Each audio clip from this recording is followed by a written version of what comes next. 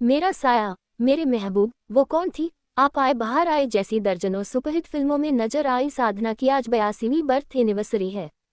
फिल्मों में अपने दमदार अभिनय के साथ साथ साधना अपने बेहतरीन स्टाइल से फैशन का नया दौर लाई थी। उनकी हेयर स्टाइल इतनी फेमस थी कि उस जमाने में हर लड़की उनकी तरह बाल कटवाया करती थी, जिसे साधना कट कहा जाता था। हर फिल्म में पहने गए उनके कपड़े ट्रेंड बन जाया करती थी। बालों से साधना को इस कदर लगाव था कि पहली ही फिल्म में अपने बाल संवारने पर राज कपूर से लड़ बैठी थी। महज 14 साल की उम्र में फिल्मों में आई साधना ने शादी के बाद इंडस्ट्री से दूरी बना ली। लेकिन पति की मौत के बाद उनकी जिंदगी के आखिरी 20 साल बेहद मुश्किलों और अकेलेपन में कटे। न संतान थी न कोई साथ देने वाला। इसके बावजूद साधना ने जिंदगी के कई साल एक घर के लिए कोर्ट कचहरी के चक्कर काटते बिता दिए। गुलाम भारत में हुआ जन्म, 8 सालों तक नहीं गई स्कूल। 2 सितंबर 1941 को गुलाम भारत के कराची शहर में साधना शिवदसानी का जन्म एक सिंधी परिवार में हुआ। उनके पिता की पसंदीदा एक्ट्रेस साधना बोस थी, जिनके नाम पर उन्होंने अपनी बेटी का नाम साधना रख दिया था। साधना के चाचा एक्टर हरी शिवदसानी थे, जिनकी बेटी बबीता रणधीर कपूर की पत्नी और करिश्मा करीना की मां भी मशहूर एक्ट्रेस थी। 8 सालों तक साधना की पढ़ाई घर पर ही उनकी मां ने करवाई थी। फिर जब 1947 में भारत पाकिस्तान का बंटवारा हुआ तो साधना का पूरा परिवार बॉम्बे अब मुंबई आकर बस गया। 14 साल की उम्र में मिला था राज कपूर की फिल्म में मामूली काम। मुंबई में साधना का दाखिला ऑक्सिलियम कॉन्वेंट स्कूल, वडाला में करवाया गया। साधना अपने चाचा हरी शिवदसानी और नूतन के अभिनय करियर से प्रभावित होकर खुद भी एक्ट्रेस बनना चाहती थी। उनकी दिलचस्पी देखकर उनके पिता ने उन्हें 14 साल की उम्र में फिल्म श्री 420 में काम दिलवा दिया। फिल्म के लीड हीरो राज कपूर थे और साधना को फिल्म के गाने मुड़ मुड़ के न देख में कोरस गर्ल बनने का मौका मिला था। गाने में साधना बमुश्किल चंद सेकंड के लिए दिखी थी। बाल संवारने के राज कपूर का शॉट बिगड़ा, पड़ी डांट। साधना बचपन से ही अपने बालों का खास ध्यान देती थी। गाने में भले ही उन पर किसी की नजर नहीं जाती हो, लेकिन जैसे ही राज कपूर एक्शन बोलते तो वो अपने बाल संवारने लगती थी। उनकी बाल संवारने की आदत से 2-3 बार शॉट खराब हो गया। एक बार राज कपूर का पारा इतना चढ़ गया कि उन्होंने साधना को जमकर डांट लगा दी। साधना नई थी और राज कपूर स्टार, लेकिन इसके बावजूद साधना उनसे उलझ गई। दोनों में बहस भी हुई थी।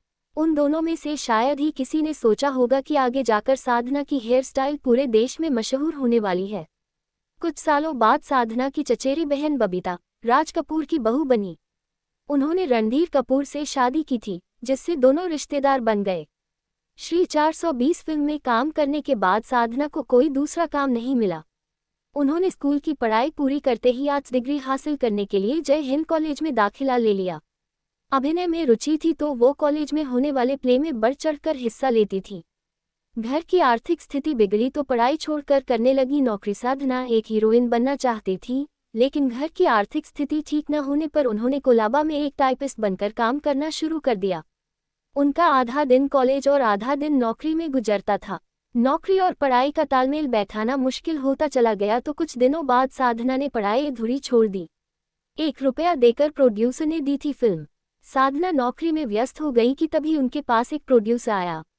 उस प्रोड्यूसर्स ने कुछ दिनों पहले साधना को कॉलेज प्ले में देखा था और वो उन्हें अपनी फिल्म अबाना में लेना चाहता था। साधना ने भी दिलचस्पी दिखाई तो उस प्रोड्यूसर ने तुरंत जेब से ₹1 निकाला और उन्हें थमा दिया। वो साधना का पहला साइनिंग अमाउंट था। 1958 में रिलीज हुई फिल्म अबाना भारत की पहली सिंधी फिल्म थी। सालों पुरानी तस्वीर की बदौलत मिली पहली फिल्म, रातों रात स्टार बनी। फिल्म अबाना में साधना का रोल मामूली था, जिससे उन्हें खास पहचान नहीं मिल सकी, लेकिन इसी फिल्म की बदौलत उनकी किस्मत बदल गई। दरअसल हुआ यूं कि फिल्म अबाना के प्रमोशन के दौरान साधना का एक प्रमोशनल शूट करवाया गया था। उस प्रमोशनल शूट की तस्वीरें उस जमाने की पॉपुलर स्क्रीन मैगजीन में छपी। एक दिन उस जमाने की मशहूर film maker Sashadhar Mukherjee screen magazine पढ़ रहे थे कि उनकी नज़रें नौजवान और खूबसूरत साधना की तस्वीर पर टिक गईं।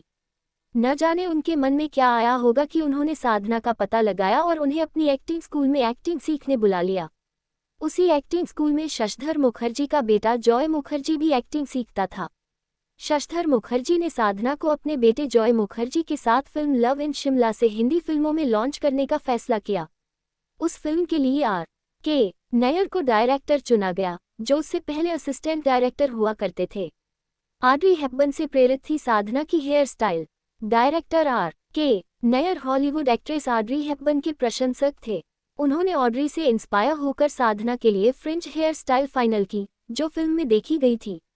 फिल्म लव इन शिमला 1960 में रिलीज हुई और सुपरहिट साबित हुई और इस फिल्म से साधना रातों-रात स्टार बन गईं। फिल्म रिलीज के बाद साधना की हेयर स्टाइल इतनी फेमस हुई कि उस समय हर लड़की में साधना की तरह बाल रखने की होड़ मची होती थी। इस ट्रेंड का नतीजा ये निकला कि उस हेयर स्टाइल को साधना कट ही कहा जाने लगा। चूड़ीदार कुर्ते का ट्रेंड भी लेकर आई थी साधना। साधना को फिल्मों में कसे हुए चूड़ीदार कुर्ते का ट्रेंड लाने का भी क्रेडिट दिया जाता है। उस दौर में ज्यादातर एक्ट्रेसेस ढीले शलवार कुर्ते पहनती थीं। हालांकि यश चोपड़ा की फिल्म वक्त में उन्होंने टाइट कपड़े पहनकर नया ट्रेंड लाया। साधना ने खुद फैशन डिजाइनर भानु अथैया के साथ मिलकर ये कपड़े डिजाइन करवाए थे। उसके बाद से 70 के दशक तक कई एक्ट्रेसेस ने उनके डिजाइन कॉपी किए। आगे साधना ने 1961 की हम दोनों, 1962 की असली नकली और 1963 की मेरे महबूब जैसी कई सुपरहिट फिल्मों में काम कर खुद को टॉप एक्ट्रेसेस के बीच ला खड़ा किया। वो कौन थी और साया भी साधना की बेहतरीन फिल्मों में शामिल हैं। जिसने हेयर स्टाइल थी उसी डायरेक्टर से कर ली शादी। पहली फिल्म लव इन शिमला के सेट पर ही साधना को फिल्म के डायरेक्टर R.K. नयर से प्यार हो गया। उस समय वो महज 19 साल की थी। ऐसे में परिवार वाले दोनों के रिश्ते के खिलाफ थे। आखिरकार परिवार के खिलाफ जाकर साधना ने कुछ सालों बाद 1966 में उनसे शादी कर ली। शादी के बावजूद साधना और R.K. नयर निसंतान रहे। 50-60 के दशक में ज्यादातर एक्ट्रेसेस शादी के बाद फिल्मों से दूरी बना लिया करती थी, लेकिन साधना ने शादीशुदा होकर भी अनीता, एक फूल दो माली, आप आए बहार आई, गीता मेरा नाम जैसी कई हिट फिल्में दी। पति की मौत के बाद अकेली पड़ गई साधना। बढ़ती उम्र के साथ 1978 तक साधना ने महफिल फिल्म के बाद फिल्मों में काम करना लगभग बंद कर दिया। जब 1995 में अस्थमा से उनके पति R.K. नयर का निधन हो गया तो साधना एकदम अकेली पड़ गई। कुछ समय बाद हाइपरथायरॉइड बीमारी के चलते उनकी एक आंख में दिक्कत हो गई, जिसके चलते उन्होंने घर से बाहर निकलना लगभग बंद कर दिया। जब भी वो घर से निकलती थी तो तस्वीर क्लिक करवाने से साफ इनकार कर दिया करती थी। घर के लिए काटने पड़े कोर्ट के चक्कर। साधना पति के साथ जिस घर में रहती थी उस पर कुछ लोगों ने मुकदमा शुरू कर दिया। घर बचाने के लिए साधना को कोर्ट के चक्कर काटने पड़ते थे। उस समय भी किसी रिश्तेदार या करीबी ने उनकी मदद नहीं की। जब पर केस चल रहा था तो वो आशा भोसले के सांता क्रूज स्थित घर पर किराए से रहा करती थी।